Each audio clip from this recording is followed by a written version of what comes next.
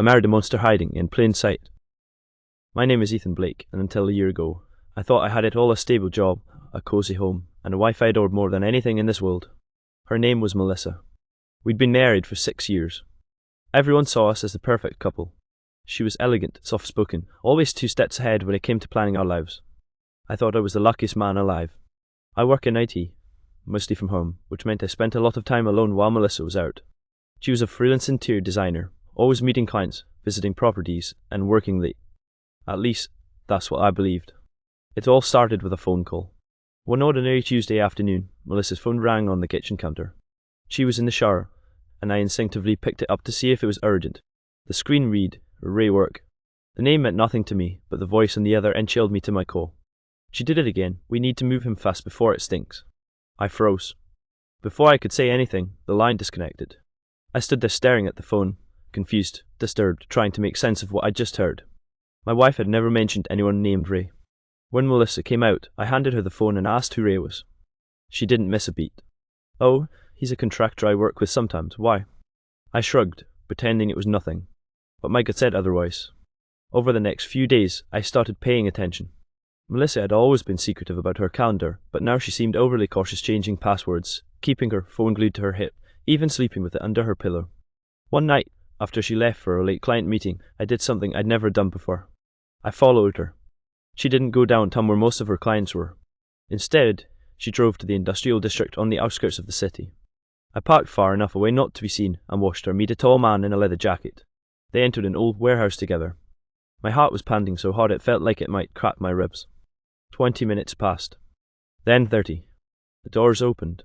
The man came out alone, looking around like he was checking for tails. He locked the door and left. I waited another hour. Melissa never came out. The warehouse looked abandoned. No lights, no signs. Just a dead place hiding behind rusted walls. I couldn't take it anymore. I walked up to the side of the building and found a broken window around back. It took everything in me to hoist myself through. Inside, it was pitch dark and smelled like bleach and rot. I used my phone's flashlight. What I saw next stopped me cold. A stained top. A metal table. Ropes. And in the corner, a freezer. The kind you don't find in normal homes. Suddenly, I heard footsteps behind me. And a voice that wasn't Melissa's say, "You shouldn't be here." I spun around, heart racing, and saw him, a man with cold, piercing eyes. He was tall, built like a wall of muscle, wearing a black hoodie and jeans that looked like they'd seen things no one should. He was standing between me and the exit, blocking my way. "You shouldn't be here," he repeated, his voice low and threatening. I didn't know whether to run or to freeze, but the shock of the situation kept me rooted in place. My brain was struggling to catch up with what I was seeing. Why was Melissa involved in this? What was she doing with people like him? I needed answers, and I wasn't leaving without them. Where is she? I managed to choke out, my throat dry. The man's lips twisted into a cruel smirk. "She's busy, but you should turn around and walk out before this gets worse for you." I took a step back, my heart pounding. But then, the thought hit me: what if Melissa was in danger? What if this wasn't just a crime ring, but something much darker? I needed to know the truth, no matter the cost. "Please," I said, trying to steady my voice. "I just want to talk to her." The man's expression faltered for a split second, and that's when I saw his hesitation. I seized on that weakness. I bolted past him, sprinting down the dimly lit hallway. I didn't know what to expect, but I wasn't prepared for what I found. At the end of the hallway was a large room, filled with crates, old furniture, and shadows. And there she was. Melissa. But she wasn't the woman I thought I knew. She was sitting on a chair, her back straight, speaking to a group of men in dark suits, like some kind of mafia boss. She didn't look surprised to see me. In fact, she looked amused. "Ethan, you shouldn't have come," she said calmly, her eyes never leaving the men around her. "You're in the wrong place at the wrong time." I was speechless. I couldn't even begin to process it. The woman I had shared my life with, the one I trusted with everything, was sitting in front of me, not only involved in this dark world, but leading it. "Melissa, what is this?" I whispered, my voice trembling. "What is going on? Are you part of this?" She finally turned to face me, her expression unreadable. "You think you know me, Ethan, but you don't. I didn't marry you for love. I married you because you were useful. A perfect cover." The words hit me like a slap across the face. My knees felt weak, but I forced myself to stay upright. "Everything you thought you knew about me was a lie. I've been using you. You were always just a pawn in a much bigger game." I wanted to run. I wanted to scream. But I was frozen, paralyzed by the betrayal. It wasn't just a relationship I had been fooled by, it was a carefully orchestrated lie. My whole life was built on deception. Why? I managed to ask. Melissa stood up, walking toward me with a slow, deliberate pace. Because you were predictable. You were easy to manipulate. You never saw it coming, did you? I could feel my world crumbling around me. The woman I had loved for years, the one I trusted with everything, was not the person I thought she was. And now, I was trapped in this nightmare, caught in the web of her lies. And the worst part? I wasn't sure if I was going to make it out alive. The air in the warehouse was thick with tension, the kind that makes it hard to breathe.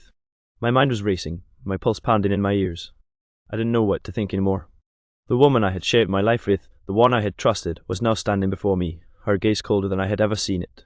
Ethan, you need to understand. This isn't personal, she said, her voice unnervingly calm. This is business. Business? I repeated in disbelief, my voice cracking. You've been lying to me for years. I thought I was your husband, your partner, and this is just business. She didn't flinch, didn't seem to care about the pain in my voice. She simply nodded, as if she were explaining something trivial. Yes, all of it. The house, the dinners, the vacations. They were all just a cover. You were never more than that. I needed someone with the right image, someone who could play the role of the perfect and respecting husband, and you did it perfectly. A wave of nausea hit me. I had been a fool. All those nights I stayed up, wondering how I could make our relationship better, how I could show her I loved her, had been in vain. It had all been a lie. Who are they? I asked, nodding toward the men in suits who had been watching us closely. The same men I had seen in the shadows, the ones who had been lurking around her. Melissa didn't even look at them. They're partners. We run an operation. Drugs, money laundering, illegal trades, you name it. I was shaking my head, trying to make sense of what she was saying. This couldn't be real. I couldn't have married a woman who was involved in something like this. But the evidence was right in front of me. The warehouse, the men in suits, her cold indifference to the whole thing. She was telling the truth. I'm not just an interior designer, Ethan, she continued, her voice smooth, almost rehearsed. I'm a key player in something much bigger. And you were the perfect pawn. Your job, your connections, the way you blend into society. It all worked perfectly for us. The words felt like a punch to my stomach, knocking the air out of me. I had been played for a fool. All those late nights when she claimed to be working, the time she spent away from home, it was all part of the act. Why didn't you just leave me? I asked, my voice breaking. Why keep me around if you never cared? She stared at me for a long moment, as if weighing whether to answer or not. Finally, she said, because it wasn't time yet. You weren't useful to me until now, and when you were, I couldn't afford to let you go. I needed the perfect cover, Ethan, and you were it. I felt like I was suffocating. The woman I loved, my wife, the person I had trusted with everything, was a criminal. She was part of a world I had never imagined, one filled with danger and darkness. And I was stuck in the middle of it. Melissa, I said, my voice barely a whisper, I don't want any part of this, let me go. She looked at me with pity, as if I were a child who didn't understand the reality of the world. You think it's that simple. Once you know too much, there's no going back. You're already too deep. I took a step back, realizing that I wasn't going to walk out of here without consequences. I wasn't just a victim of her lies. I was now a part of her world, whether I liked it or not. The sound of footsteps interrupted my thoughts. The man in the leather jacket, the one who had been standing guard, was approaching us, his eyes locked on mine. We have a problem, he said, his tone urgent. Someone's been asking questions about Ethan. I froze. My stomach sank. I wasn't just in danger now. Someone else was involved. Someone who knew too much about me. Who? Melissa asked, her voice cold. Someone who knows about the project, the man replied. We need to move him, now. Melissa's eyes flicked to me, a cold calculation running behind her gaze. Get him out of here, we'll deal with him later. I didn't have time to react. Two of the men grabbed me by the arms, pulling me toward the back of the warehouse. My mind was spinning. Who was after me? And what would Melissa do now that I knew too much? As they dragged me into the darkness, I realized that my life had just taken a turn I could never have imagined. I wasn't just trapped by my wife's lies, I was now part of a dangerous game, one where the stakes were far higher than I could have ever anticipated, and I wasn't sure if I would make it out alive. The cold steel of the handcuffs bit into my wrist as they pulled me deeper into the warehouse. The dim lighting flickered above us, casting long shadows on the walls. My heart raced with fear, but I couldn't show it. Not in front of them. I had to stay calm, stay sharp. I couldn't let them see the panic that was slowly rising inside me. They dragged me into a small, windowless room, where another man in a suit was waiting. This one was older, his face marked with lines that told stories I didn't want to hear. He didn't look at me, just nodded to the two men who had brought me in. Without saying a word, they shoved me into a chair. I could hear the distant sounds of conversation and footsteps outside the room, but it was as if I had been completely cut off from the world. The silence in here was deafening. I could feel my pulse thudding in my ears, my throat dry and tight with fear. The man in front of me finally spoke, his voice low and steady. Melissa says you know too much. That means you're a liability. I swallowed hard, trying to gather my thoughts. I knew what that meant. I had become a problem. and problems in the world were dealt with quickly and ruthlessly. "Please," I began, my voice barely more than a whisper. "I don't want any part of this. I don't know what Melissa is involved in, but You know more than you think," he interrupted, his eyes narrowing. "You've seen things you shouldn't have, and that makes you dangerous." I was desperate now, my thoughts spiraling. "I'm just a regular guy. I'm nothing. I don't know anything. Please, just let me go. I won't tell anyone, I swear." He leaned forward, his gaze piercing through me. "You think we haven't heard that before? You think you're the first person to get caught in her mess? She's been playing this game for years, Ethan, and now you're part of it, whether you want to be or not." The words hit me like a punch to the gut. I was too deep. There was no way out. The man stood up, walking toward the door. "We'll give you one chance. You can help us, or you can become a problem. Your choice." I sat there, paralyzed, trying to make sense of what he was saying. How could I help them? What did they even want from me? I didn't know the first thing about this criminal world. I didn't want any part of it. But I also knew that I wasn't going to survive if I didn't play along. "What do you need from me?" I asked, my voice trembling. I hated myself for even asking, but I had no choice. I had to know what they were planning. I had to find a way to survive. The man didn't answer right away. He just looked at me as if weighing my worth. Finally, he spoke. "We have someone who knows too much about Melissa. He's been leaking information to the police, trying to expose her operation. We need you to get close to him, find out who he's working with, and make sure he doesn't talk." I felt my stomach drop. "You want me to kill him?" He didn't blink. "If necessary." My mind was racing. I didn't know the first thing about killing someone. I couldn't even imagine doing something like that. But I knew the consequences if I refused. They weren't going to let me go. I was already in too deep. And if I didn't do what they wanted, I wouldn't make it out of this warehouse alive. The door opened, and one of the men in suit stepped inside. He handed the older man a file. The man flipped it open, scanning the contents quickly. "His name is Thomas." He looked at me with a cold, calculating stare. "We'll be watching you. Don't make a mistake." The file slid across the table toward me, and I grabbed it, my hands shaking. Inside, there was a picture of a man I didn't recognize. The something about his face made my blood run cold. His eyes were dark, almost hollow, like he knew too much and had seen too much. The man stood up, motioning for the two men to leave. "You have 24 hours. Do your job, or we'll do it for you." As they walked out, I was left alone in the room, staring at the file in my hands. My mind was spinning. I had just been thrust into a world of crime, deceit, and violence. I had no idea how to survive, but I knew one thing: there was no going back. I was stuck. The door clicked shut behind me, and the weight of the silence pressed down on my chest like a vice. My life had just been taken from me, and now I had to decide whether I would become a part of this nightmare or fight to find a way out. But deep down I knew if I didn't act fast, I wouldn't make it out alive. The next 24 hours felt like a blur. My mind raced with thoughts of escape, of survival, but I kept coming back to the same reality: there was no way out. I was trapped. I barely slept that night, pacing the small, windowless room, my hands still bound by the cold steel cuffs they had slapped on me earlier. I had no idea how I was supposed to get close to Thomas or what their idea of a close meant. The thought of killing someone, of taking another life, felt foreign to me, unnatural. But I had seen the men's faces, the coldness in their eyes. If I failed them, I knew I wouldn't make it out of this warehouse alive. The morning came with no answers, just more uncertainty. I was given a small meal, a plate of dry, tasteless food, and a few minutes to use the bathroom, but nothing else. I barely touched the food. I wasn't hungry. I was terrified. My body was on edge, every nerve alive with fear, but my mind couldn't stop thinking about one thing: how would I get to Thomas? The file they gave me had a single address written on it, scribbled in black ink.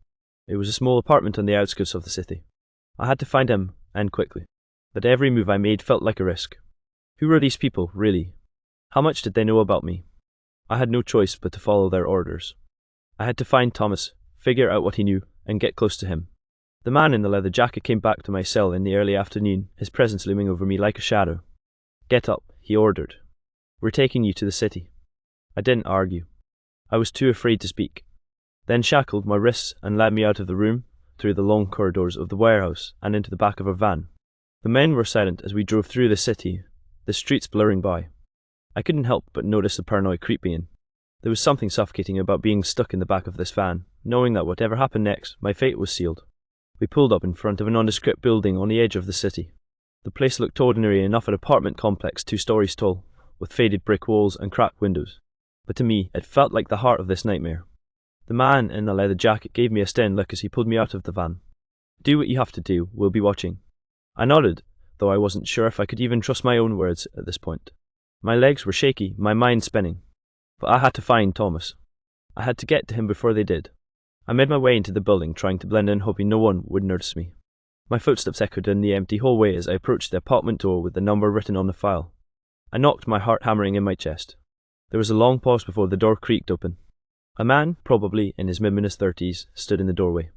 He looked like a regular guy, tired eyes, a bit scruffy, but nothing too unusual. "Can I help you?" he asked, his voice cautious. I took a deep breath, trying to steady myself. "I'm looking for someone. Thomas?" The man's eyes flickered for just a moment. Then, without saying a word, he stepped aside, letting me into the apartment. The room smelled like coffee and old books, an odd mixture of comfort and tension. Thomas was sitting at a small table, scribbling something in a notebook. He didn't look surprised to see me. He didn't even seem startled. "I've been waiting for you," he said calmly, his voice smooth but edged with suspicion. My blood ran cold. "How did you know I was coming?" He shrugged, not bothering to look up from the notebook. "You're not the first one they've sent after me." I felt a chill run down my spine. "Who are you? Why are they after you?" Thomas finally looked up, his eyes locking onto mine. "Because I know too much. They've been trying to shut me up for weeks, but I'm not the only one. They've been targeting people for years, Ethan, people who know things they shouldn't." I swallowed hard, trying to process what he was saying. What kind of things? What are they really involved in? Thomas put the notebook down, leaning back in his chair, his face serious. "Melissa, your wife, she's not just a small-time player. She's one of the leaders of a massive underground organization. They're running things from the shadows, Ethan, weapons, drugs, human trafficking, and much worse. They've built an empire." The words hit me like a punch to the gut. I had known Melissa was involved in something illegal, but this was beyond anything I could have imagined. "And now you're in the middle of it," Thomas continued. "You're a target, Ethan. They'll come for you. If you don't get out now, they'll stop at nothing to protect the empire." I felt the walls closing in around me. What do I do? How do I stop this? Thomas gave me a hard look. "You can't stop it, not alone, but you can get out, if you want to live." I was trapped. The people I trusted, the woman I loved, everything had been a lie. The world I thought I knew was nothing more than a facade. And now I had to make a choice, help Thomas and risk everything, or walk away and try to save myself. But one thing was clear, my life would never be the same again. Thomas's words echoed in my mind as I stood in that small, dimly lit apartment. I couldn't comprehend the enormity of what he was saying. Everything I knew about my wife, my life, was built on lies and intricate web of deception, manipulation, and crime. "Melissa is leading this whole thing," I whispered almost to myself.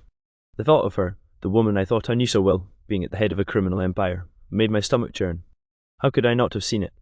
How could I not have known? Thomas leaned forward, his voice low and urgent. "She's not the only one, but she's one of the top players. They're ruthless, Ethan. They won't stop until they've erased everyone who stands in their way, and now, they're in their way." I felt the weight of his words settling over me. I had walked into a world I couldn't understand, and now there was no escape. My mind raced. What did I even know about Melissa now? Was the woman I loved a stranger? Or had I just been too blind to see the truth? How do I get out of this? I asked, desperation creeping into my voice. How do I get away from them? Thomas shook his head slowly, his eyes hard. "It's not that simple. You've seen too much. You're already a liability, Ethan. They'll come for you, and if you don't make a move first, it'll be too late." His words hit me like a slap in the face. I was stuck. There was no way out. If I stayed, they'd kill me. If I ran, they'd still find me. But what choice did I have? I felt my pulse quicken as I thought about Melissa. Could I confront her? Could I trust her? Where was she beyond saving, too far gone into this criminal underworld to ever come back? Thomas watched me closely, sensing my internal struggle. "You're asking the wrong questions, Ethan. You need to focus. You need to make a decision. They'll come for you, but if you're smart, you might be able to turn this around." I took a deep breath, trying to steady my nerves. "What do you mean?" "There's a weakness in their operation," Thomas said, his voice dropping even lower. "A major flaw. It's something Melissa and her partners don't want anyone to find out. If you expose it, you could bring them all down, but you'll need proof, hard evidence." I felt a surge of hope. This was it. This was my chance to take control of my life again. But a wave of dread followed quickly. If I did this, there was no going back. I would be risking everything, my safety, my future, and maybe even my life. Where do I find this evidence? I asked, my voice shaking. Thomas pushed a folder toward me. Inside was a collection of documents, photos, and encrypted files. "This is the information I've gathered over the last few months. It's enough to take down everyone involved, but it won't be easy. You will need to be careful." I looked at the folder in my hands, the weight of it heavy with consequences. I had to make a choice. I could run, hide, and hope to survive, or I could fight back, risk everything, and try to expose Melissa and the people she worked with. "You trust me?" Thomas asked suddenly, his gaze unwavering. I hesitated. Trust? After everything that had happened, after everything I had learned. But then I thought of the alternative. If I didn't trust Thomas, if I didn't act, I'd be as good as dead anyway. I don't have much of a choice, I replied, my voice steady but with a hint of fear. Thomas nodded as if he had expected that answer. Then we have to move fast. They'll know you're here soon. Once they figure out you've seen these fellows, they'll come for you. They'll come for both of us.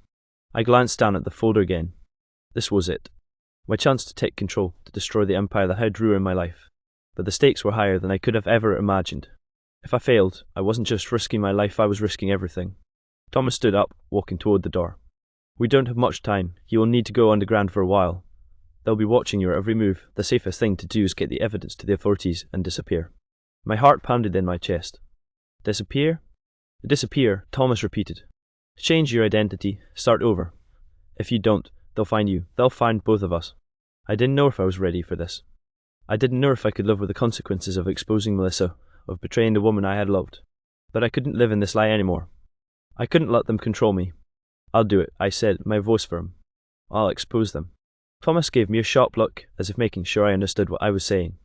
Good, but remember, Ethan, once you make that choice, there's no turning back. You'll be their #1 target, and if you fail... He didn't finish the sentence. The silence between us was deafening.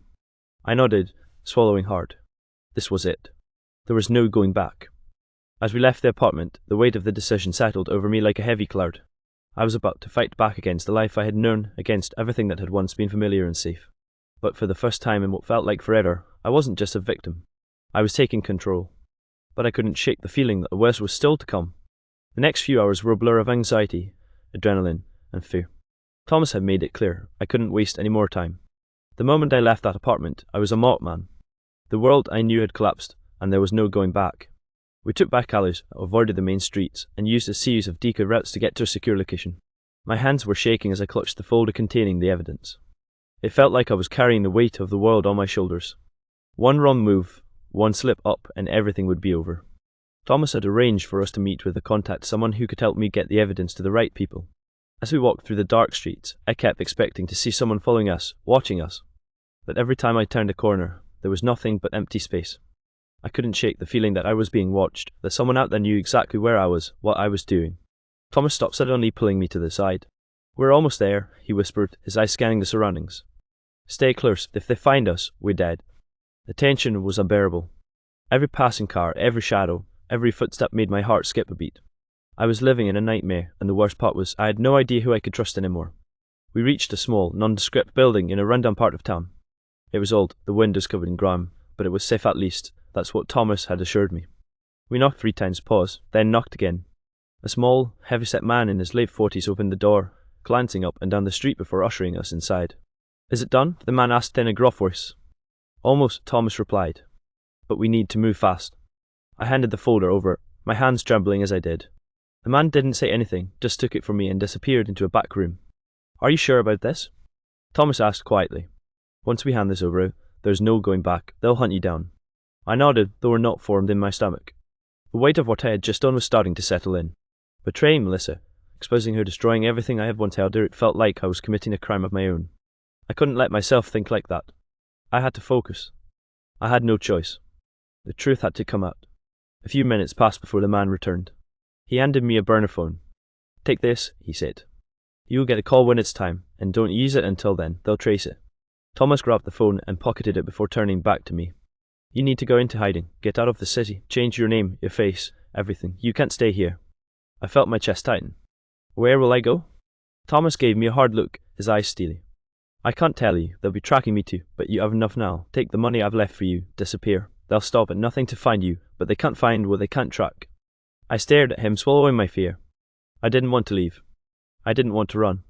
But the thought of facing Melissa again after what I had done was too much. I couldn't trust her. Not anymore. She was too deep in this world of violence and lies. I had to leave her behind.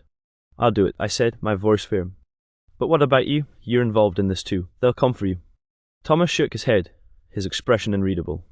I'll deal with it, but you need to focus on yourself now. Get out of here and don't look back. I wanted to say something else, but the words caught in my throat. Thomas was right. There was nothing more I could do for him. This was my fight now. My survival. And no matter how hard it was, I had to let go. As I walked out of the building, I felt the weight of the world on my shoulders. Everything I had known was gone, my marriage, my life, my identity. It was as if I had been erased. I was no longer Ethan Blake. I was someone else now, a ghost, a fugitive. The phone in my pocket buzzed. A single message from an unknown number, it's time. I didn't hesitate. I dialed the burner phone and waited, my heart hammering in my chest. Whoever was on the other end had the power to change everything. They held the keys to the future I was about to enter, the life of someone who had nothing left to lose. As the line clicked, a cold voice came through. "You've made the right choice, Ethan. Now let's make sure they don't find you." I swallowed hard. There was no turning back now. The path ahead was dark, filled with dangers I couldn't begin to comprehend. But for the first time in what felt like forever, I wasn't afraid. I was free. At least for now.